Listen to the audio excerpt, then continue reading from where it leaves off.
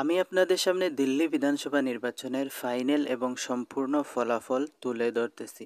দিল্লি বিধানসভার মধ্যে মোট আসন রয়েছে 70টি। সেই 70টি আসনের মধ্য হইতে বিজেপি ভারতীয় জনতা পার্টি বিজেপি যে দল রয়েছে সেই দল 48টি আসন সম্পূর্ণভাবে জয়ী হয়ে গেছে, রেজাল্ট ঘোষণা করা হয়ে গিয়েছে। সেই 48টি আসনের মধ্যে বিজেপি ভারতীয় জনতা পার্টি দল জয়ী হয়েছে। আর 22টি আসনের মধ্যে বাকি 70টার মধ্যে হইতে 22টি আসন রয়েছে।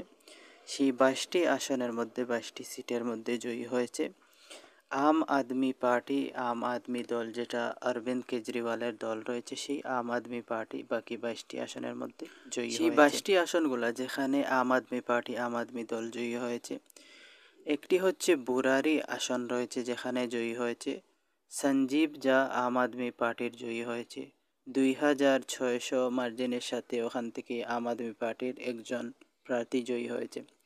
দ্বিতীয় আরেকটি আসন রয়েছে খেরারি, যেখান থেকে আনিল যা জয়ী হয়েছে। মার্জিন রয়েছে 1 লাখের মতো ভোট পেয়েছে, মার্জিন রয়েছে 21,800 চেয়ে বেশি মার্জিনের সাথে ওখান থেকে জয়ী হয়েছে। আরও একটি আসন হচ্ছে সুলতানপুর, যেখান থেকে জয়ী হয়েছে মুকেশ কুমার। ওখান থেকে উনি জয়ী হয়েছেন 17,000 ভোটের মার্জিনে, কিছু বেশি ভোটের মার্জিনে ওখান থেকে জয়ী হয়েছেন। আরও একটি আসন রয়েছে সদর বাজার, যেখান থেকে সোমদত্ত জয়ী হয়েছেন 6,000 থেকে একটু বেশি ভোটের মার্জিনে ওখান থেকে জয়ী হয়েছেন। চাঁদনি চৌক নামের আরও একটি রয়েছে আসন, যেখান থেকে জয়ী হয়েছেন একজন আম আদমি দলের একজন প্রার্থী জয়ী হয়েছেন। আরও একটি আসন রয়েছে মাটিয়া মহল, যেখান থেকেও একজন প্রার্থী জয়ী হয়েছেন।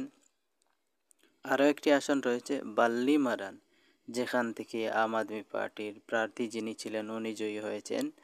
কারুলবাগ নামের আরও একটি আসন রয়েছে, যেখান থেকে আম আদমি পার্টির জয়ী হয়েছেন পাটেলনগর থেকেও আম আদমি পার্টির যিনি প্রার্থী ছিলেন, ক্যান্ডিডেট ছিলেন, উনি জয়ী হয়েছেন। আরও একটি আসন হচ্ছে তিলকনগর, ওখান থেকে জয়ী হয়েছেন একজন আম আদমি পার্টির ক্যান্ডিডেট যিনি জয়ী হয়েছেন। দিল্লি খান থেকে জয়ী হয়েছেন আম আদমি পার্টির বীরেন্দর সিং খাদিয়ান, ওখান থেকে জয়ী হয়েছেন। দেওয়ালি থেকে জয়ী হয়েছেন আম আদমি পার্টির প্রেম চৌহান জয়ী হয়েছেন। তার সাথে সাথে আম্বেদকর নগর থেকেও আম আদমি পার্টির জয়ী হয়েছেন ডক্টর অজয় দত্ত। তার সাথে আরও রয়েছে কালকাজি থেকে আতিশি জয়ী হয়েছেন। তুগলকাবাদ থেকে জয়ী হয়েছেন সহিরাম আম আদমি দলের। বদরপুর থেকে জয়ী হয়েছেন রাম সিং নেতাজি আম আদমি দলের। উকলা থেকে জয়ী হয়েছেন আমানতুল্লাহ। খুন্ডলি থেকে জয়ী হয়েছেন আরও একজন প্রার্থী, ওনার নাম কুলদীপ কুমার মনু, জয়ী হয়েছেন আম আদমি দলের।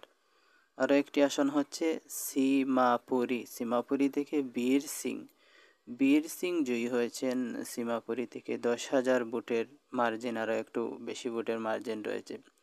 আরও একটি আসন হচ্ছে শ্রীরামপুর, এই শ্রীরামপুর আসন থেকে জয়ী হয়েছেন চৌধুরী জুবাইর আহমেদ, উনি আম আদমি দলের প্রার্থী ছিলেন, উনি ওখান থেকে জয়ী হয়েছেন।